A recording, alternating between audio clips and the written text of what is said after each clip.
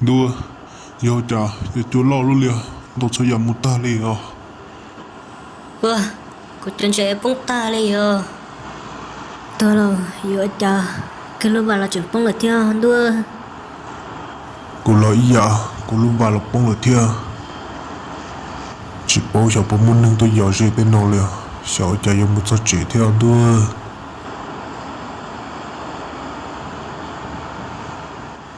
đua thọ bà bây giờ giờ này chụp bạn sẽ cất tua liền thọ có ba chuyến đua thọ ba thọ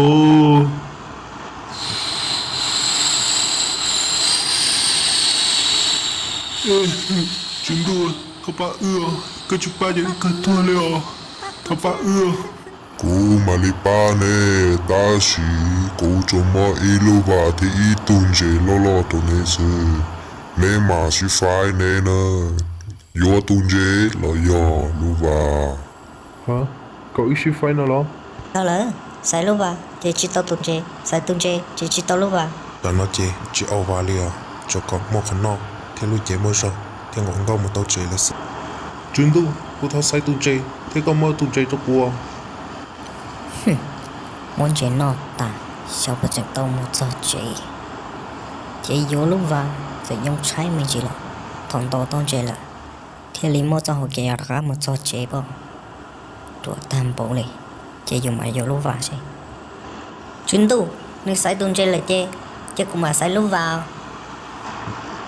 Yo li chế trái mu. lo tí tiền là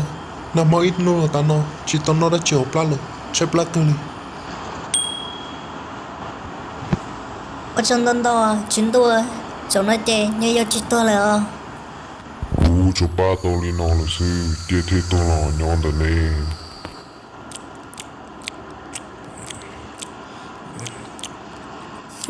càng lên lên đâu có tông chế đâu thế là một giờ chế hey ai thô yo li chế cũng mù lớn à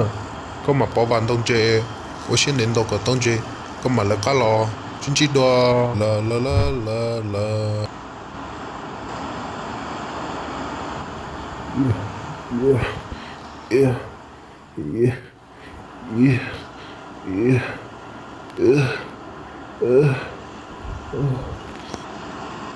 hơi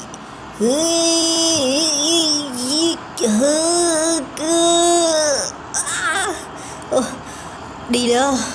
ôi tôi chơi lót cơ rồi giờ ở lần chơi tôi lại chả chuyện đó này cũng lui rồi thì lấy một tuần chơi yêu chơi tôi rồi nó lên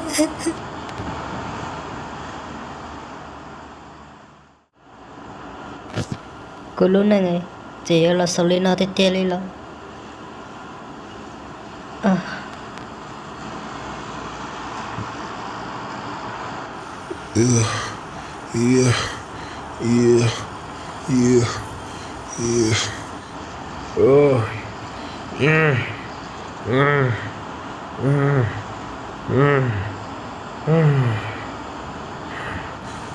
cô tôi lo tàu bé nu nó là lo tôi chỉ bỏ á đi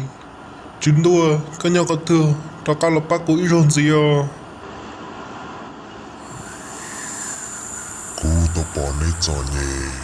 cú thì linh thế cho họ kể là ba nè. Ta chỉ nè chỉ cho chỉ lu chỉ ba, nè chỉ công tệ ở ilu rồi, chỉ phải nọ, chỉ phải hồng. Nè nhà tàu nhà tu, nhà khó nhà lì, cú chỉ muốn cho họ kể yo ba tàu nè là. Ô nâng sông nè. chuyến đua tháo cái sắp mua